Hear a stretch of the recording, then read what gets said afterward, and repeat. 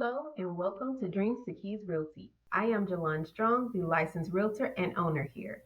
Dreams to Keys Realty is where dreams turn into keys.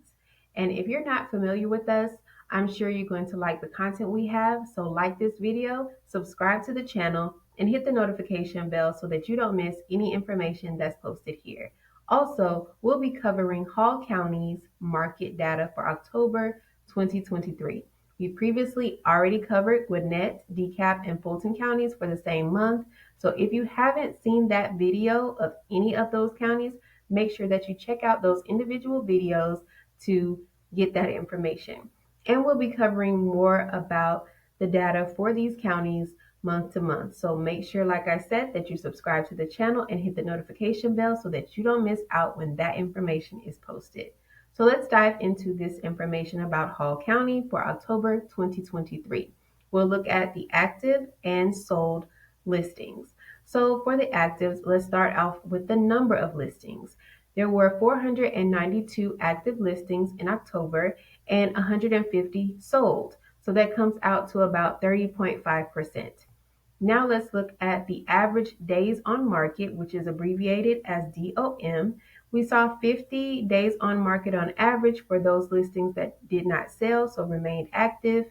And then for those that did sell, the days on market on average was 41 days.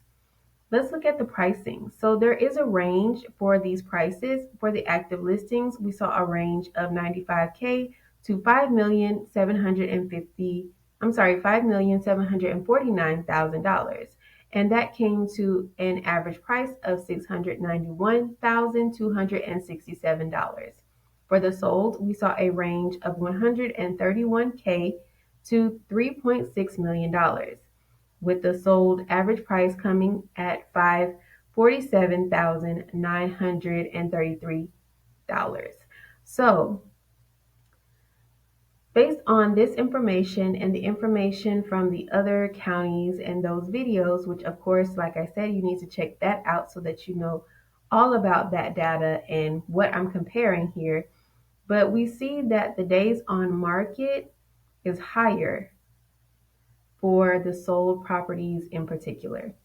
We saw a much shorter time frame for the houses to sell in Gwinnett, Fulton, and DeKalb counties. So Hall County gives the impression that it could take longer for a house to sell. When we look at the average prices, we see that they're not that far apart from the active and the sold prices, which is the closest I think we've seen with any other counties. The other counties, from what I can recall, had more of a gap in between the active and the sold prices. So it may give the impression that what's selling and what's actively listed are closer in price, which may give the impression that they may be priced more correctly. We shall see. But also, when we look at the inventory, we see a much lower number on both the active and sold listings than we did at any other county that we reviewed here.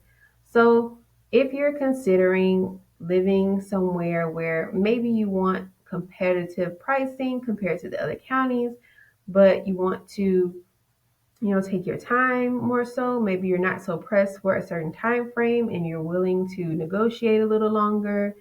This may be the county for you. It just depends on what you're looking for. And of course, there's so many other factors that go into buying a home than just these numbers. But here's just a benchmark or a starting point from this channel that can kind of guide you on what you can expect to be your purchase price, and if you're selling a home, what you can expect to be the range of your listing price. So I hope this was helpful for you. And of course, like I mentioned before, we will be reviewing these counties for future months. So we'll be able to see if this trend is the same, if it seems that it's a trend going on with the active and sold listings and the prices and even the days on market. So if you want to stay tuned for that, make sure you give this video a like and subscribe to this channel. Hit the notification bell so that you don't miss a thing. Once again, I am Jalon Strong, the licensed realtor and owner here of Dreams to Keys Realty, where dreams turn into keys.